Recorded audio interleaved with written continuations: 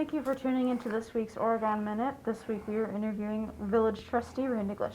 How's it going, Randy? Good, good. Thanks for having me today. No problem.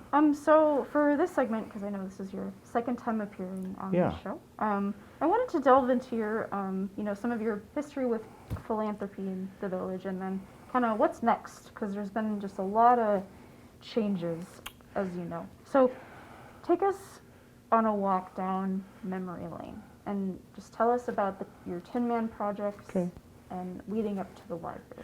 So I think I had moved to the village in 2013. Had been here just a couple months, and was at a neighbor's house, and they mentioned the pump house, and wouldn't it be nice to have some landscaping? And I am a master gardener, and I thought, well, maybe that's something, because I've always been involved in my neighborhoods wherever I lived, in Madison, now here.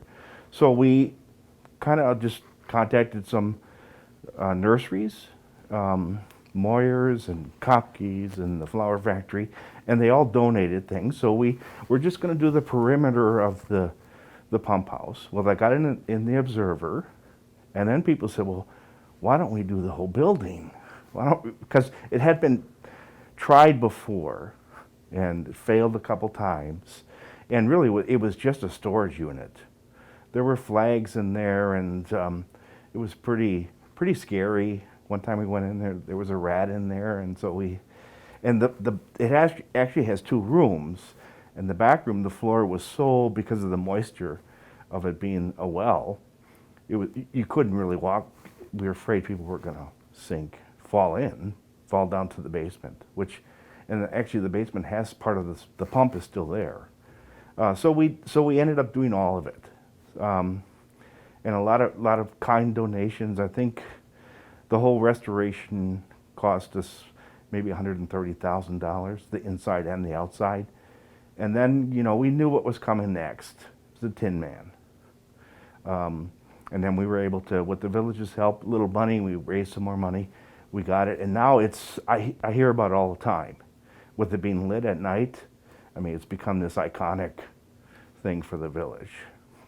Well, then people, heard that I could raise money, and then that led to the food pantry, and then having some good donors.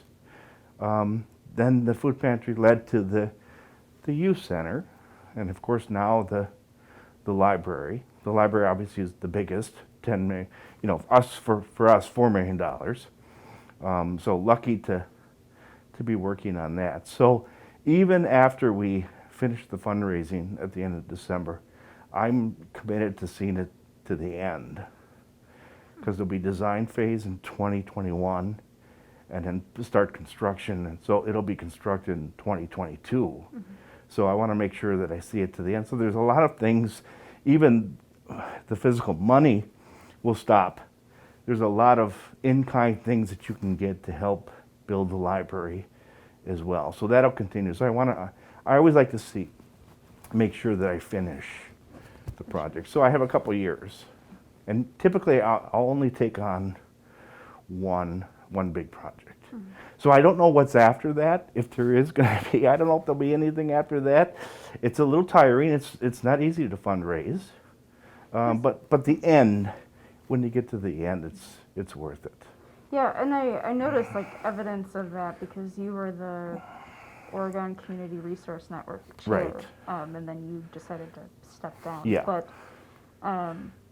so then, lots of changes going on with the village board. Jeannie Carpenter is stepping down from April 2021, and of course you're getting a new administrator. So how might that shift, the priorities for future? Well, I think at this point the priorities for the village board are, we've been working on the workforce housing, the senior housing. We have a couple projects in process that hopefully will fulfill that goal. I think with the current, even after Jeannie leaves, I think that goal will stay. One of the things that we've seen is growth. We got tremendous growth. People want to live here. And so that means things like, and what we're starting to do is, we just cut the ribbon on a new park that the village hasn't done a really big park project for a long time. So we just did Netherwood, just cut the ribbon on that. We have J.C. Park. We're going to be renovating that. That's $4 million. And then the other thing is the infrastructure of the village. I mean, when people live here, they come here to live, they want amenities. And so new village hall, new senior center. So I think that'll be the priorities for the next couple years, because the current buildings are too small, or they're getting old, lots of repairs. So I think a lot of infrastructure is going to be taking place. Obviously the library is a big deal for the village. So one thing I'm curious about is your ability to influence people to be a part of these big causes. We've had that angel donor a good couple of times now. Yeah. And so my question is, what do you think about what is it about your skill sets, or what do you think you bring to the table when you persuade people to participate in these projects? So typically when I take on a project, I have to believe in it. And that because people will see that if you don't. I really believe that it can happen. And I think just my experience with the pump house and the Tinman and the other ones, I know that this village and the community, if you ask people to help, that they will help you. And if people see progress, I mean, we've had some really great projects now, that it's easier for people to like, yeah, I want to help. They know what we've done before, and so they're more willing to help. So I think that helps me. I think when people see that if I've been involved and the things have happened and they were finished, then they believe that the next one will happen. So I think that helps me. I'm a pretty persuade. I'll send a lot of emails. If people don't answer me, I don't let them off the hook. Sometimes it takes 7 or 8 calls or emails. Pretty persistent in terms of getting people involved. And I also think that people, believe it or not, people like to be asked. They just want to be asked. We've had a couple, I know there's been a couple incidents on the library where some people have said, well, if they would have asked me, I'd be happy to help. And we're trying to cover every base that we can, but people like to be asked. And I think for us in this, to get $500,000 and all right now we're getting lots of donations because we did a mailing. And even during COVID, we're raising, good amount. We have a $2 million goal, and we hope we can do it. But people are being very generous to us. So you say it's about persistence, maybe a little bit of that. Well, you know what it's about? It's about relationships. Someone being genuine, asking and believing in the project, and being, just being a good person, talking to them, telling them what it's about, why you want them to be involved. I think all that helps. Well, plus people, I'm aware that you also teach, you teach psychology at MITC, and, I'm aware that your reputation is that of, helping, and, so people maybe see the email they get from you and they maybe automatically feel called to something bigger? I think one of the things that I try to do with my students is always sort of be in touch with them, and even on all the projects, it's a simple thank you to people, acknowledging what people have given, and to let them know that they're important. That goes a long way in terms of your relationship with them. And then next time you need to ask them to help, they're more willing to help. And my students just knowing that they're not, especially during COVID because we're online, to have them know that I'm here all the time, even though we're not face to face, that I'm here to help them if they need help. I send them little motivational videos and things like that. And I think they like that. Because for some of them, they would, their first preference would not be to be taking classes online. And I'd rather be in person too with them, but. So it sounds like it's about reminding people, like your students or Oregon community members, about their place in all of this and like Yeah. how they fit as like a puzzle piece into the bigger picture. And treating people with respect, I think, is a big part of this too. Acknowledging, listening to people, what they have to say. I mean, acknowledging what they can bring to the table, and that thing about thanking them.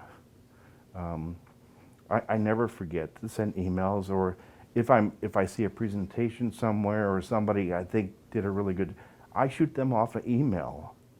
I mean, I think we sort of lost that art, but for me that's important because it's all about relationships. And it's, you know, it's hard to keep that up nowadays, like during COVID. It and is, everything. but even now, I think it's even more important to do it. So I will say too, it's not all, the whole thing isn't about me.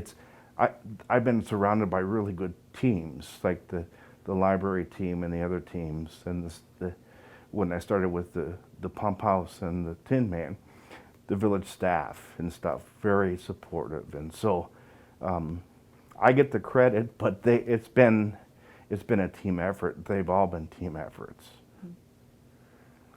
So,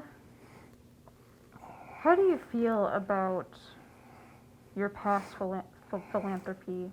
You know, you take the credit for it, and then how do you feel about the future of this village? I think the village is in, from a trustee's perspective, financially and everything, I think we're in really good shape. We have great staff, very dedicated staff.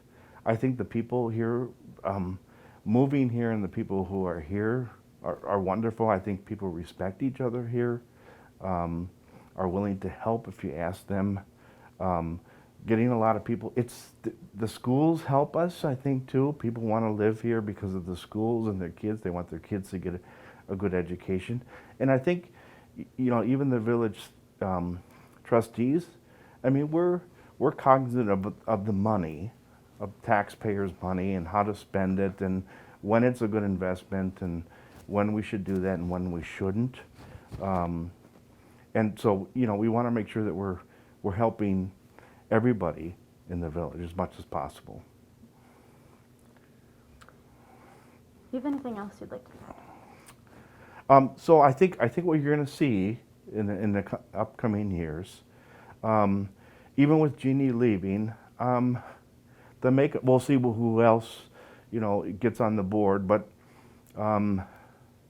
I think we have some really good staff, and I think the village board too is very forward thinking about what's, you know, the growth of the village and what's needed.